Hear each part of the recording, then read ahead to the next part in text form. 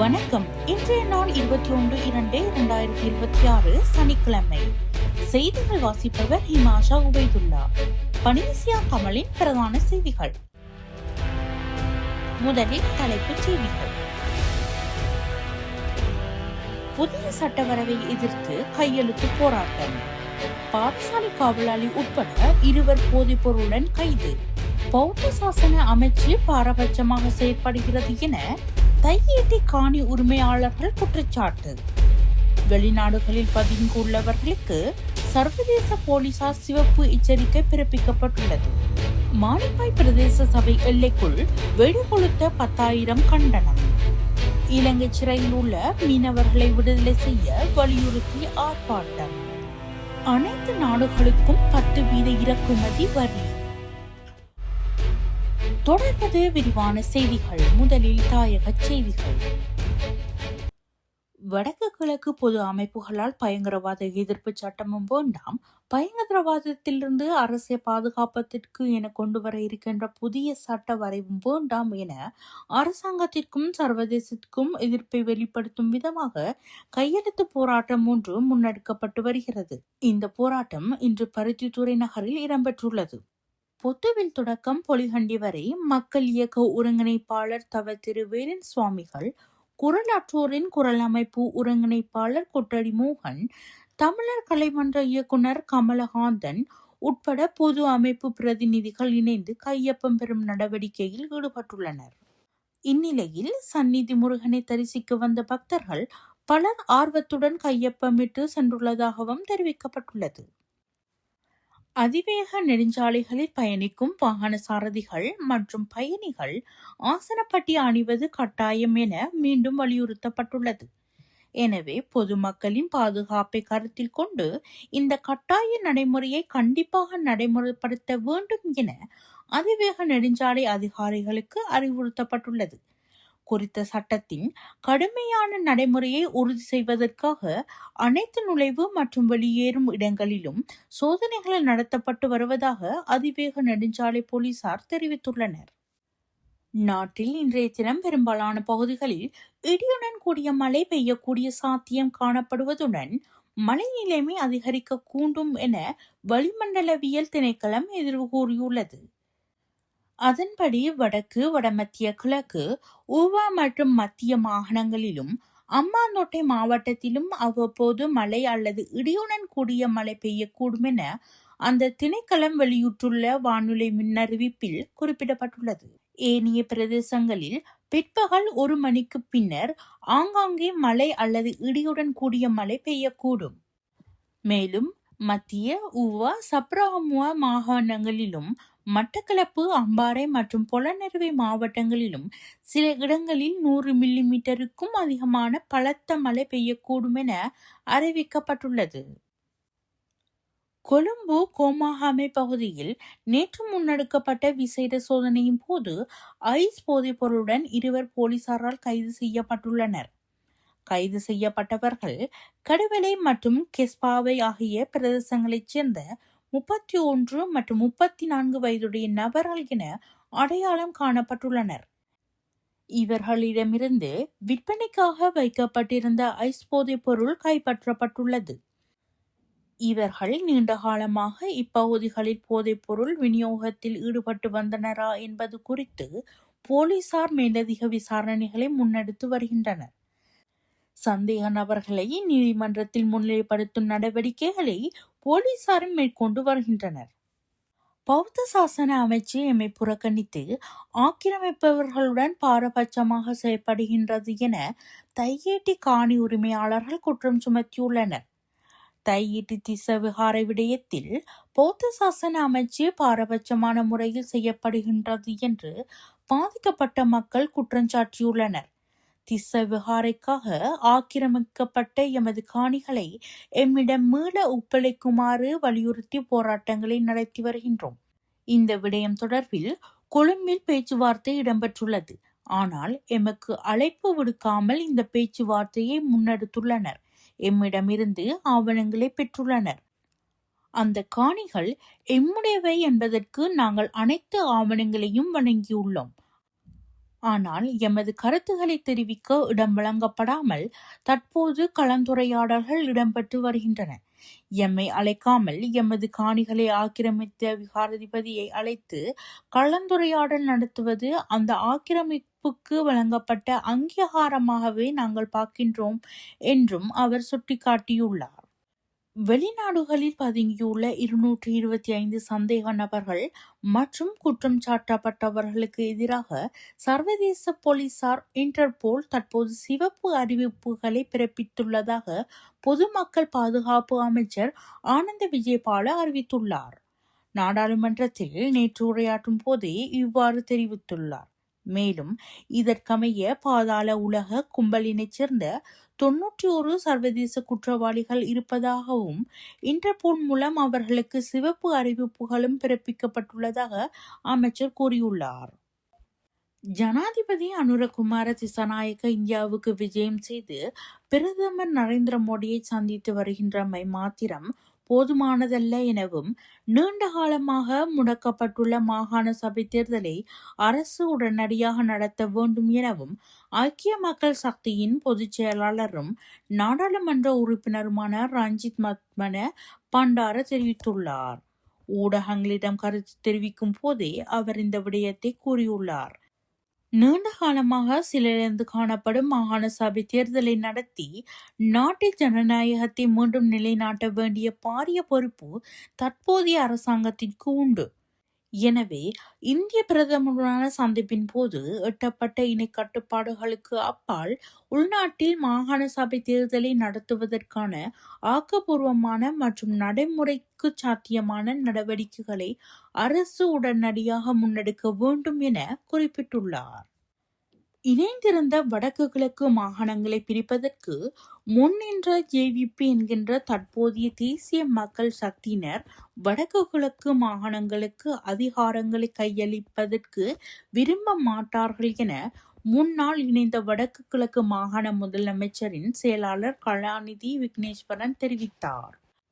தற்போது தேசிய மக்கள் சக்தியினர் மாகாண அதிகாரங்கள் தொடர்பில் பேசுவதற்கு கூட விருப்பமில்லாதவர்களாக இருப்பது மாகாண சபை தேர்தல் ஒன்றை நடத்துவார்களா என்ற சந்தேகம் வலுவாக உள்ளது.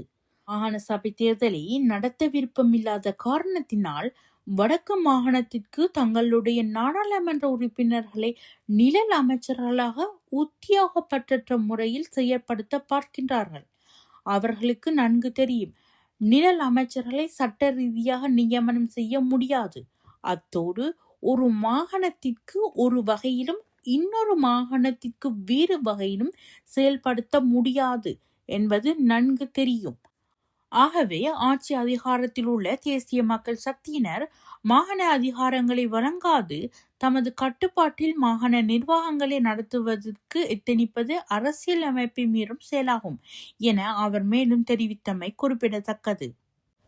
மானிப்பாய் பிரதேச சபையின் எல்லைகளுக்குள் இடம்பெறும் மரணச் சடங்கிற்கு வீதியில் வெடிகளை கொளுத்த வேண்டுமாக இருந்தால் சபைக்கு 10,000 ரூபாய் கண்டனம் செலுத்த வேண்டும் என்று மானிப்பாய் பிரதேச சபையின் மாதாந்த அமர்வு தவிசாளர் க. ஜெசீதன் தலைமையில் இடம்பெற்ற அமர்வில் தீர்மானிக்கப்பட்டது. மரணச் சடங்குகளின் போது வீதிகளில் வெடிவெடிப்பதால் வீதிகள் அசுத்தம் அடைகின்றன.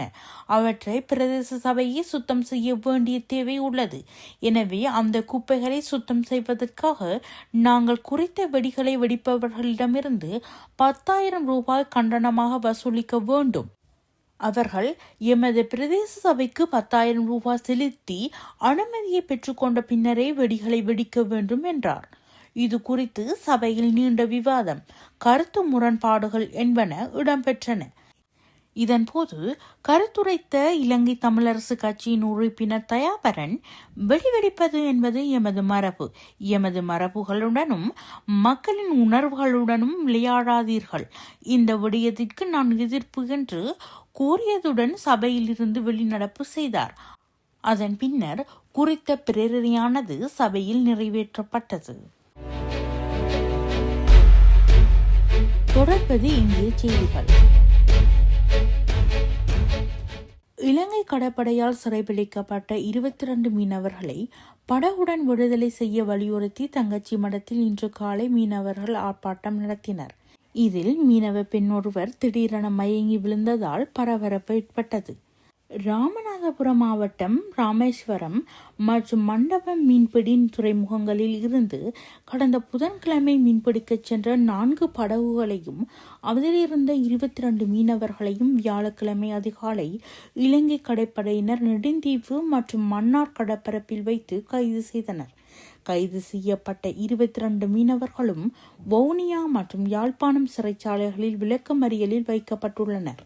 இந்த நடவடிக்கையை கண்டித்தும் இலங்கை கடற்படையால் சிறைப்பிடிக்கப்பட்ட 22 மீனவர்களை உடனடியாக படகுடன் விடுதலை செய்ய வலியுறுத்தியும் ஏற்கனவே இலங்கை கடற்படையால் கைது செய்யப்பட்டு இலங்கை சிறையில் உள்ள 50க்கும் மேற்பட்ட மீனவர்களையும் விடுதலை செய்யப்படாமல் உள்ள 100க்கும் மேற்பட்ட விசைப்படகையும் விடுவிக்க கோரி தங்கச்சிமடம் வலசை பேருந்து நிலையத்தில் மீனவர்கள் கண்டன ஆர்ப்பாட்டம் நடத்தினர். இந்த ஆர்ப்பாட்டத்தில் மத்திய மாநில அரசுகள் இலங்கை அரசிடம் வலியுறுத்தி சிறையில் உள்ள மீனவர்களை விடுதலை செய்ய வேண்டும் மற்றும் இலங்கை கடற்படைக்கு எதிராக கோஷங்கள் எழுப்பப்பட்டது. தொடர்வது உலக செய்திகள். அமெரிக்க உச்ச நீதிமன்றம் அதிரடி வரி விதிப்பு முறையை சொல்லாது என தீர்மானித்த பின்னரும் அமெரிக்க ஜனாதிபதி டொனால்ட் ட்ரம்ப் தனது வரி விதிப்பு அதிகாரம் பாதிக்கப்படவில்லை என்றும் இந்தியாவுடனான வர்த்தக ஒப்பந்தம் எந்தவித மாற்றமும் இல்லாமல் தொடரும் என்றும் உறுதிப்படுத்தியுள்ளார். ட்ரம்ப் வெளியிட்ட அறிக்கை மற்றும் சமூக வலைதள பதிவுகளில் உச்சநீதிமன்றத்தின் புதிய தீர்ப்பு இந்தியா அமெரிக்கா இடையிலான 18% இறக்குமதி வரி ஒப்பந்தத்தை எந்த விதத்திலும் பாதிக்காது. ஒப்பந்தம் திட்டமிட்டபடி மார்ச் மாத இறுதியில் கையெழுத்தாகும் என்று குறிப்பிட்டார். இந்த ஒப்பந்தத்தின் முக்கிய அம்சங்களில் இந்தியாவிலிருந்து அமெரிக்காவிற்கு இறக்குமதி செய்யப்படும் பொருட்களுக்கு வரி விகிதங்கள் தெளிவாக நிர்ணயிக்கப்பட்டுள்ளன. இதன் மூலம் இரு நாடுகளுக்கும் இடையிலான வர்த்தக உறவுகள் நிலைத்திருக்கும் என்பதுடன் வணிக வளர்ச்சி மற்றும் முதலீடு வாய்ப்புகள் தொடரும் என வணிக வல்லுநர்கள் மதிப்பிடுகின்றனர். அமெரிக்க ஜனாதிபதி டொனால்ட் ட்ரம்ப் முன்னர் அவசர அதிகாரங்களின் கீழ் அமல்படுத்திய தங்கள் வரி நடைமுறையை உச்சநீதிமன்றம் ரத்து செய்ததற்கு பின்னர் பெரும்பாலான நாடுகளிலிருந்து அமெரிக்காவிற்கு வரும் பொருட்களுக்கு 10% தற்காலிக இறக்குமதி வரி விதிக்கும் அறிவிப்பை கையெழுத்திட்டு அமல்படுத்தியுள்ளார். வெள்ளை மாளிகை வெளியிட்ட தகவலின்படி புதிய வரி பிப்ரவரி 24 அமலுக்கு வரும். இந்த நடவடிக்கை அடிப்படை சர்வதேச கண்டன பிரச்சினைகள் தீர்வை நோக்கி எடுக்கப்பட்டதாகவும் 1974 வர்த்தக சட்டத்தின் 122வது பிரிவின் கீழ் மேற்கொள்ளப்பட்டதாகவும் தெரிவிக்கப்பட்டுள்ளது. இதேவேளை நேற்று உச்சநீதிமன்றம் தீர்ப்பில் 6-3 வாக்குகள் விகிதத்தில் ட்ரம்ப் அவசர அதிகார சட்டத்தின் கீழ் பரவலான வரிகளை விதித்ததற்கு தனது அதிகாரத்தை மீறியுள்ளதாக அறிவித்தது. தொடர்வது விளையாட்டுச் செய்திகள். இந்தியாவிலும் இலங்கையிலும் கூட்டாக நடத்தப்படும் 10வது ICC ஆடவர் T20 உலக கிண்ண அத்தியாயத்தின் முதலாவது சூப்பர் 8 போட்டிகளில் முன்னாள் சாம்பியன் பாகிஸ்தானை நியூசிலாந்து எதிர்த்தாட உள்ளது. இப்போட்டி பிரமதேச சர்வதேச கிரிக்கெட் விளையாட்டரங்கில் இன்று இரவு 7 மணிக்கு ஆரம்பமாக உள்ளது. இந்த 2 அணிகளும் தத்தமது குழுக்களில் தலா 3 வெற்றிகளை ஈட்டியதுடன் ஒரு போட்டியில் தோல்வியடைந்தன. ஏ குழுவில் இடம்பெற்ற பாகிஸ்தான் இணை உறுப்பு நாடுகளான நெதர்லாந்து, ஐக்கிய அமெரிக்கா, நமீபியா ஆகிய அணிகளை வெற்றி கொண்டது. ஆனால் தனது பரம வைரியான இந்தியாவிடம் 61 ஓட்டங்களால் தோல்வியடைந்தது. இதேவேளை டி குழுவில் தனது முதலாவது போட்டியில் ஆப்கானிஸ்தானை இலகுவாக வெற்றி கொண்ட நியூசிலாந்து இணை உறுப்பு நாடுகளான ஐக்கிய அமெரிக்கா, நமீபியா ஆகியவற்றையும் இலகுவாக வெற்றி கொண்டது. இத்தகைய சம அளவிலான ஆற்றல்களை கொண்ட இந்த 2 அணிகளுக்கும் இடையிலான சூப்பர் 8 போட்டி கடைசி வரை பரபரப்பை ஏற்படுத்தும் என எதிர்பார்க்கப்படுகிறது. கொழும்பு பிரமதேச மைதானத்தில் நேற்றிரவு நடந்த 2026 ICC T20 உலக கிண்ண போட்டியில் இலங்கை 6 விக்கெட் வித்தியாசத்தில் வீழ்த்தி சிம்பாப்வே அணியானது குழு பியில் முதலிடத்தை பிடித்தது. இரு அணிகளுக்கும் ஏற்கனவே சூப்பர் 8 சுற்றில் தங்கள் இடத்தை உறுதி செய்திருந்த நிலையில் இந்த ஆட்டம் நடைபெற்றது. இதில் 2024 நடந்த இறுதி T20 உலக கிண்ணத்திற்கு தகுதி பெறாத சிம்பாப்வே 3 பந்துகள் மீதமுள்ள நிலையில் 179 ஓட்டங்கள் என்ற சிறந்த சேஸை முடித்த பின்னர் நடப்பு T20 உலக கிண்ண தொடரின் குழுநிலை போட்டியில் இதுவரை தோல்வி அடையாத அணியாக மாறியது. இத்துடன் பனேசியா தமிழின் பிரதான செய்திகள் நிறைவு பெறுகிறது. செய்திகளை உடனுக்குடன் தெரிந்து கொள்ள பனேசியா தமிழ் நியூஸ் வலையொலியை சப்ஸ்கிரைப் செய்யுங்கள். நேரலையில் www.panesiatamil.tv என்ற இணையதளம் வாயிலாக தொலைக்காட்சியை பார்வையிடலாம். நன்றி, வணக்கம்.